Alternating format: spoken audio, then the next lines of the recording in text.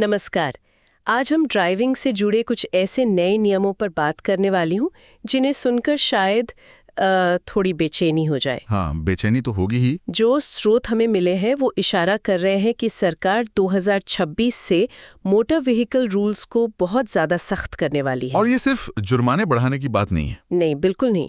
अब बात ड्राइविंग के अधिकार पर आ गई है। आज की हमारी इस पड़ताल का मकसद यही समझना है कि इन बदलावों का आम ड्राइवरों की जिंदगी पर क्या असर पड़ेगा। और इसमें दो नियम तो बहुत ही ज्यादा ध्यान खींच रहे हैं। हाँ, पहला, साल में 5 बार ट्रैफिक नियम तोड़ा तो लाइसेंस जा सकता है।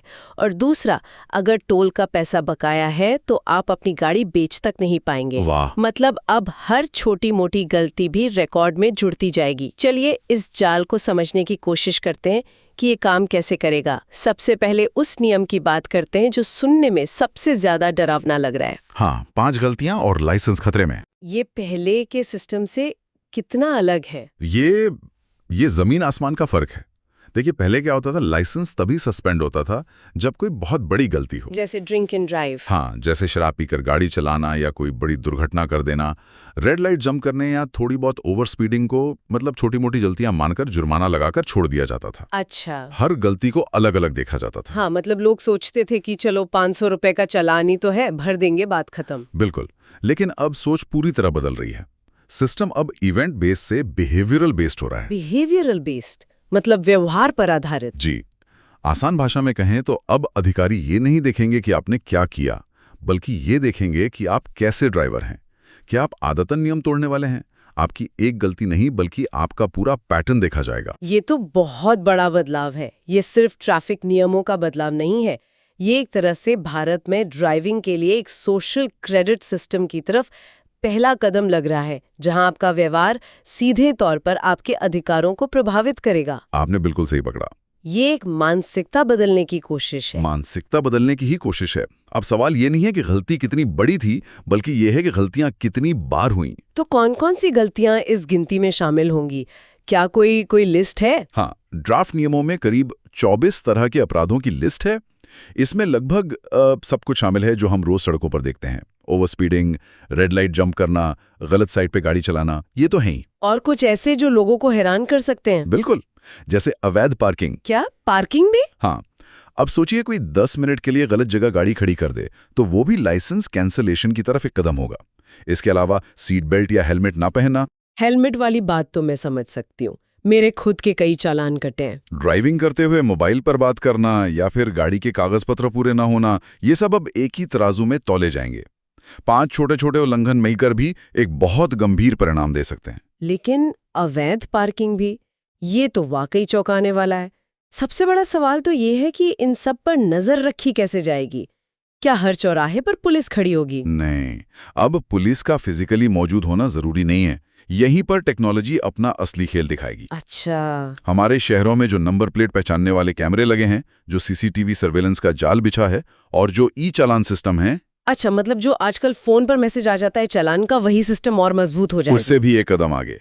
सरकार वाहन और सारथी डेटाबेस को पूरी तरह से इंटीग्रेट कर रही है। वाहन और सारथी? हाँ, इसे ऐसे समझिए, वाहन आपकी गाड़ी का रिकॉर्ड रखता है, जैसे उसका रजिस्ट्रेशन, फिटनेस वगैरह, और सारथी आपका यानी ड्राइवर का रिकॉर्ड रखता है, जैसे आपका लाइसेंस।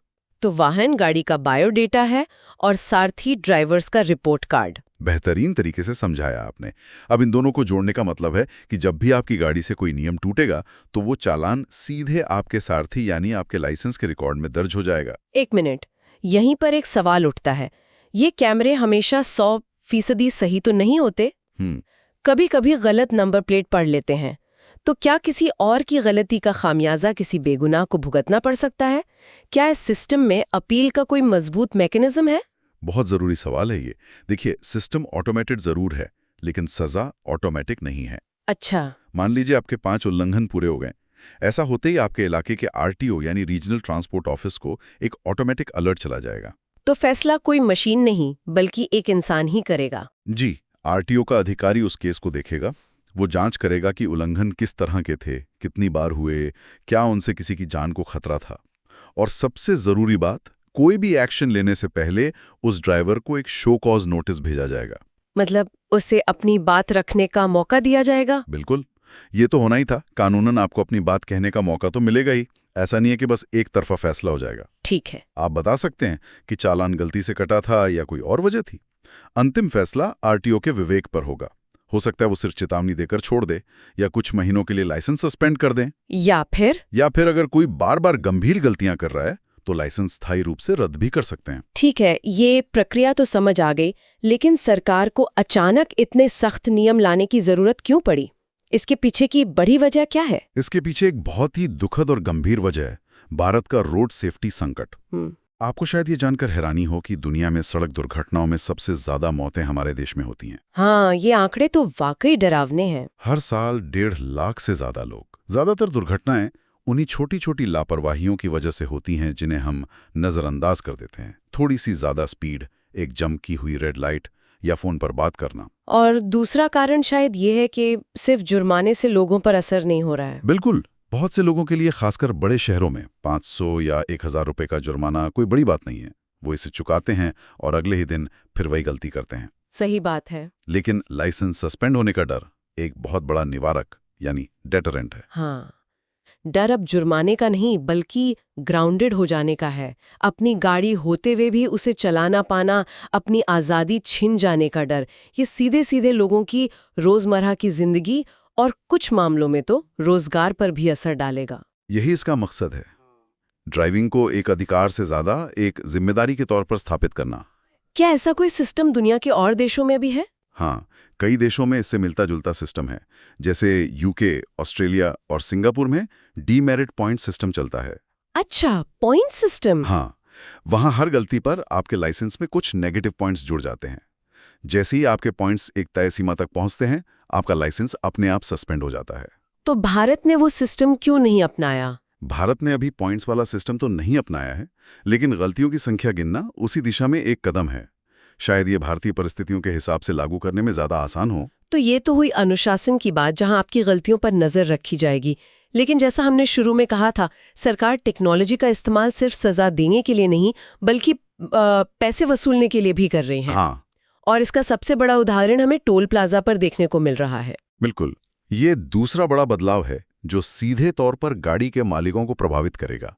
हम सबने टोल प्लाजा पर देखा है कि कैसे एक गाड़ी जिसके फास्टैग में बैलेंस नहीं होता, वो पूरे ट्रैफिक की रफ्तार रोक देती है। अरे हाँ, और पीछे लंबी लाइन लग जाती है, सब हॉर्न बजा रहे होते हैं, बहुत फ्रस्ट्रेटिंग होता है। उसी समस्या से निपटने के लिए ये नियम लाया गया है। नए नियम के तहत अगर आपकी गाड़ी पर टोल का 1 रुपया भी बकाया है तो आपको कई जरूरी सर्टिफिकेट मिलने बंद हो जाएंगे। कौन कौन से सर्टिफिकेट? सबसे जरूरी है एनओसी यानी नो ऑब्जेक्शन सर्टिफिकेट। इसके अलावा आपकी गाड़ी का फिटनेस सर्टिफिकेट रिन्यू नहीं होगा, और अगर आपकी गाड़ी कमर्शियल है तो उसे नेशनल परमिट भी नहीं मिलेगा। एक मिनट, एनओसी ना मिलने का आम आदमी के लिए क्या मतलब है? ये सुनने में तो बस एक कागजी कार्रवाई लगती है। इसका मतलब बहुत बड़ा है। एनओसी के बिना आप अपनी गाड़ी किसी दूसरे को बेच नहीं सकते।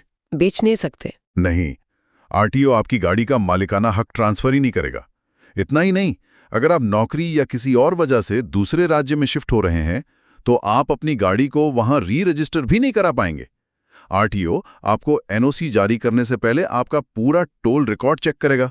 बाप रे, मतलब अगर 100 रुपए का टोल भी बकाया है तो आप अपनी ही गाड़ी के साथ फंस गए, न उसे बेच सकते हैं न कहीं और ले जा सकते हैं। बिल्कुल, और फिटनेस सर्टिफिकेट का मामला तो और भी गंभीर है। कमर्शियल गाड़ियों जैसे ट्रक, टैक्सी और बसों के लिए ये हर साल जरूरी होता है। हाँ, उनके लिए तो ये बहुत जरूरी है। इसके बिना वो कानूनी तौर पर सड़क पर चल ही नहीं सकती। प्राइवेट गाड़ियों के लिए भी एक तय उम्र के बाद ये अनिवार्य हो जाता है। तो टोल ना चुकाने का मतलब है कि आपकी गाड़ी घर पर खड़ी रह जाएगी। ये तो लॉजिस्टिक्स और ट्रांसपोर्ट इंडस्ट्री के लिए बहुत बड़ा झटका हो सकता है ना? हाँ, हो सकता है, लेकिन इन सब के पीछे और बड़ी वजह छुपी है। सरकार के भविष्य की एक योजना? जी, और वो है बैरियर फ्री टोलिंग सिस्टम। सरकार की योजना है कि भविष्य में टोल प्लाजा पर कोई बैरियर या गेट होगा ही नहीं। कोई बैरियर नहीं? कोई नहीं। गाड़ियां बिना रुके अपनी स्पीड से निकल जाएंगी और जीपीएस या सैटेलाइट टेक्नोलॉजी के जरिए टोल अपने आप कट जाएगा। वाह, ये तो सुनने में किसी साइंस फिक्शन फिल्म जैसा लगता है। और ये हकीकत बनने के बहुत करीब है। लेकिन सोचिए, जब कोई बैरियर ही नहीं होगा तो सरकार ये कैसे सुनिश्चित करेगी कि सब लोग टोल चुका रहे हैं? हाँ, ये तो है। जो लोग जानबूझकर अपने अकाउंट में पैसे नहीं रखते, उन्हें कैसे पकड़ा जाएगा? समझ गई। तो ये जो एनओसी और फिटनेस सर्टिफिकेट वाला नियम है, ये उस भविष्य की टेक्नोलॉजी के लिए जमीन तैयार कर रहा है। बिल्कुल। ये एक ऐसा मजबूत सिस्टम बना रहा है जिससे कोई भी टोल चुकाने से बच ना सके। बिल्कुल। आप उस भरोसे वाले सिस्टम को तब तक लागू नहीं कर सकते जब तक आपके पास उस भरोसे को तोड़ने वालों से निपटने का कोई ठोस तरीका ना हो। ये नियम वही तरीका है। तो कुल मिला के आज की इस पड़ताल का सार ये है कि आने वाले समय में ड्राइविंग के मायने पूरी तरह बदलने वाले हैं। हाँ, एक तरफ तो आपकी हर छोटी बड़ी गलती गिनी जाएगी और साल में 5 गलतियों का मतलब है कि आप अपनी ड्राइविंग की आज़ादी खो सकते हैं। और दूसरी तरफ टोल जैसी छोटी लगने वाली रकम का बकाया आपकी गाड़ी को एक तरह से लॉक कर सकता है। हाँ, जिसे आप न बेच पाएंगे न कहीं और ले जा पाएंगे। अगर हम इसे बड़े परिप्रेक्ष्य में देखें तो ये पूरी कवायद टेक्नोलॉजी का इस्तेमाल करके सड़कों को सुरक्षित बनाने और ड्राइवरों में एक अनुशासन की भावना लाने की एक बहुत गंभीर कोशिश है। सही कहा। अब बात सिर्फ जुर्माने की नहीं रही, अब बात सीधे आपके ड्राइविंग के अधिकार की है। और जाते जाते एक सवाल हम सबके सोचने के लिए छोड़ जाते हैं। इन नियमों में एक दिलचस्प बात यह है कि 5 उल्लंघनों की गिनती हर कैलेंडर साल के बाद रीसेट हो जाएगी। यानी 1 जनवरी को आपका स्लेट फिर से साफ हो जाएगा और आप 0 से शुरुआत करेंगे। तो विचार करने वाली बात यह है कि हमारे देश में ड्राइविंग के दौरान सिविक सेंस की जो सामान्य कमी दिखती है, उसे देखते हुए क्या ये वार्षिक रीसेट वाला नियम पर्याप्त रूप से सख्त है? या फिर जो लोग आदतन नियम तोड़ते हैं उन पर लगाम कसने के लिए क्या उनके उल्लंघनों का रिकॉर्ड हमेशा के लिए जुड़ते रहना चाहिए जब तक कि वो एक जिम्मेदार ड्राइवर न बन जाए?